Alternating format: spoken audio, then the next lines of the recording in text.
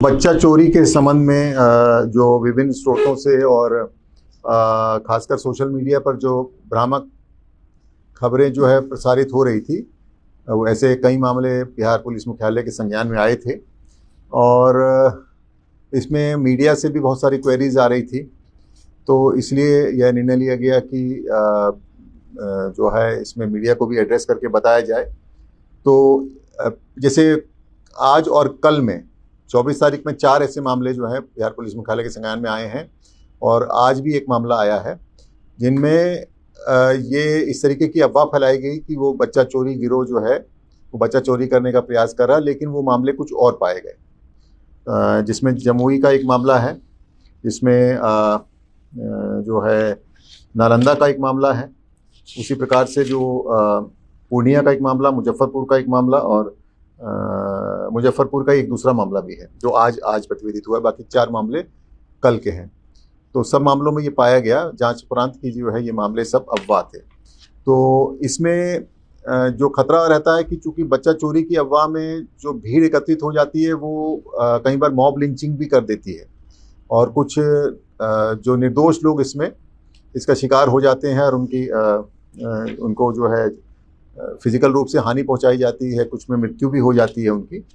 तो इसलिए हम आप लोगों के माध्यम से अपील भी करना चाहते हैं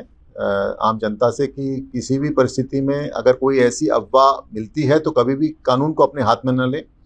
डायल 112 जो इमरजेंसी रिस्पॉन्स सिस्टम है पुलिस का, उस पर डायल करें या संबंधित निकटतम थाना को सूचना दें।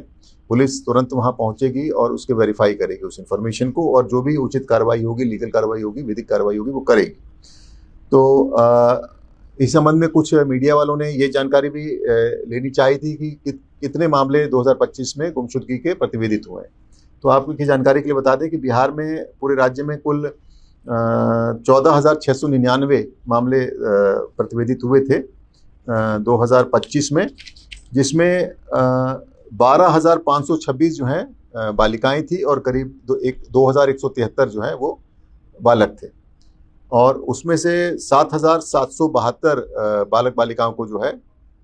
उनको रिकवर कर लिया गया पुलिस द्वारा। कुल 6,927 जो हैं बच्चे अभी भी अनट्रेस्ड हैं। लेकिन ऐसी भी संभावना है कि कई बार वो बच्चे रिकवर हो जाते हैं, लेकिन चूंकि पुलिस रिकॉर्ड अपडेट नहीं होते हैं, इस कारण से भी उनकी रिकवरी जो है वो पुलिस रिकॉर्ड में अपडेट नहीं हो पाती है। तो इसको भी हम लोग दूर करने के लिए सभी ऐसे मामले जो अभी पुलिस रिकॉर्ड में जिनका अनट्रेस्ड चिल्ड्रन है उनको वेरीफाई करके अपने रिकॉर्ड अपडेट करने के लिए निर्देश दे चुके हैं।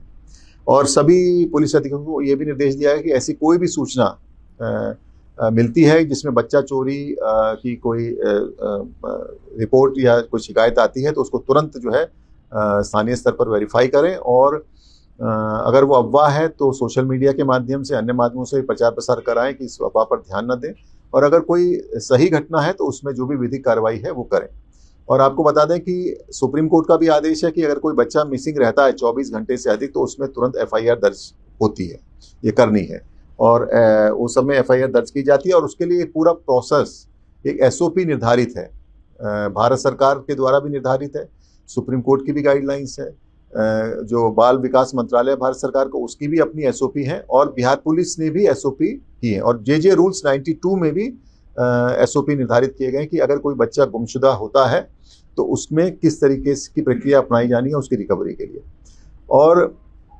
अगर 4 महीने तक कोई बच्चा रिकवर नहीं होता है तो उसका केस का अनुसंधान जो है ASTU anti human trafficking unit को ट्रांसफर हो जाता है। वो हर जिले में स्थापित है, पुलिस मुख्यालय स्तर पर भी एक एंटी ह्यूमन ट्रैफिकिंग स्थापित है और उसके लिए पूरे दिशा निर्देश हैं। एंटी ह्यूमन ट्रैफिकिंग जो इंस्पेक्टर हैं या जो भी पदाधिकारी हैं उनको किस तरीके के अपने कर्तव्य करना है, उसमें क्या क्या प्रोसेस अपनाना है स्टेप बाय स्टेप बच्चे की रिकवरी के लिए, वो सारा निर्धारित है। उसके अलावा भारत सरकार के बाल विकास मंत्रालय का एक मिशन वात्सल्य करके एक पोर्टल है, पूरे इंडिया के सभी स्टेट्स उसमें उस पोर्टल पर हैं और बिहार के भी करीब जो है 1196 थाने उस पर मैप्ड है और उसका लॉगिन ID और पासवर्ड सब थानों को दिया हुआ है। अगर कोई भी बच्चा मिसिंग होता है उसमें FIR होती है तो उसकी एंट्री, उसके जो भी बच्चे के प्रोफाइल जिसमें भी उसके जो डिटेल्स हैं पूरे उसमें एंट्री करनी है। उसमें 2 तरीके के हैं, मिसिंग और रिकवरी, 2 उसमें हेड्स हैं। तो मिसिंग अगर कोई बच्चा होता है तो उसके मिसिंग वाले में एंट्री होती है, उसके सारे डिटेल्स, पारिवारिक पृष्ठभूमि, और उसका जो बच्चे का प्रोफाइल, सब चीज़ें उसमें, फोटोग्राफ, जो भी चीज़ें अवेलेबल होती हैं सारी उसमें होती हैं। और वो पूरे इंडिया में सर्कुलेट हो जाता है, चूंकि वो ऑनलाइन सिस्टम है। और अगर बच्चा वो कहीं रिकवर होता तो रिकवरी की भी एंट्री होती है। तो अगर कोई बच्चा जैसे बिहार से मिसिंग हुआ और किसी अन्य राज्य में रिकवर हुआ और वहाँ उसकी एंट्री हुई, तो मैचिंग वो पोर्टल कर देता है ऑनलाइन, तो इससे बच्चे की रिकवरी और उसका वो आसान हो जाता है। तो ये व्यवस्था पूरे सभी देश के सभी राज्यों में है और ये बिहार में भी ये अपनाई जा रही है। तो कुल मिलाकर के आज का प्रेस कॉन्फ्रेंस का मुख्य उद्देश्य यही है कि बिहार पुलिस जो भी बच्चे गुमशुदा होते हैं उनकी तत्परता से रिकवरी हेतु पूरा प्रयास करती है और जो भी एसओपी